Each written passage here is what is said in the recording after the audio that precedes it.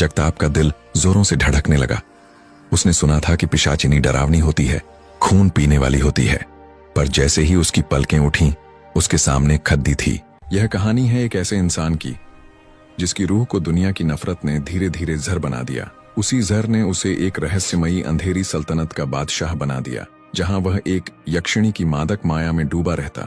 सुख, ऐश्वर्य और मोह की हर सीमा उसके कदमों में बिछी थी, लेकिन उसे यह जरा भी अंदाजा नहीं था कि जिस स्वर्गीय आनंद को वह अपना सौभाग्य समझ रहा है, उसकी कीमत शायद उसकी अपनी आत्मा थी। उसका नाम जगताप था, पर गांव वाले उसे शायद ही कभी नाम से बुलाते थे। उसके लिए उनके पास कई विशेषण थे: मनहूस, दरिद्र, अभागा। जगताप का कसूर सिर्फ इतना था कि विधाता ने उसे घरते वक्त शायद रूप रंग की तूलिका का इस्तेमाल नहीं किया था, लेकिन सिर्फ बदसूरती उसका अभिशाप नहीं थी। उसकी असली बदनसीबी थी उसकी कंगालियत। एक भयानक बाढ़, जिसे लोग आज भी प्रलय कहते थे, उसमें जगताप का पूरा परिवार बह गया था। वो बचा तो सिर्फ तानों को सुनने के लिए। भूख उसकी साथी बन गई थी और अपमान उसका वस्त्र। एक रात भूख से तड़पते हुए जगताप ने आसमान की तरफ देखा। उसकी आंखों में आंसू नहीं, अंगारे थे। उसने सोचा, अगर यह सात्विक दुनिया, यह समाज, यह भगवान मुझे नहीं अपनाते तो मुझे उनकी जरूरत नहीं। अगर उजाला मुझे धुतकारता है तो मैं अंधेरे को गले लगाऊंगा।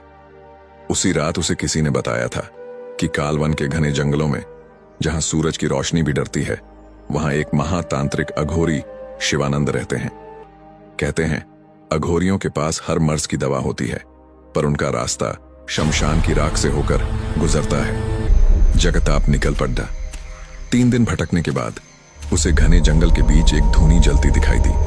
वहां भस्म रमाए लाल अंगारे जैसी आंखों वाले अघोरी शिवानंद बैठे थे। जगताप अभी कुछ बोला भी नहीं था कि अघोरी की भारी आवाज गूंजी, आ गया तू? मैं तेरी ही प्रतीक्षा कर रहा था जगताप। जगताप चौंक गया। बाबा, आप मेरा नाम जानते हैं?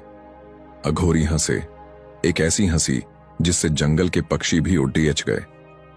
अघोरी की आंखों से कुछ नहीं छुपता। मैं तेरा नाम भी जानता हूं और तेरी पीड़ा भी। तू इस दुनिया से बदला लेना चाहता है ना? तू वो सब पाना चाहता है जो तुझे कभी नहीं मिला, रूप, धन, सत्ता और भोग। जगताप अघोरी के पैरों में गिर पड़ा।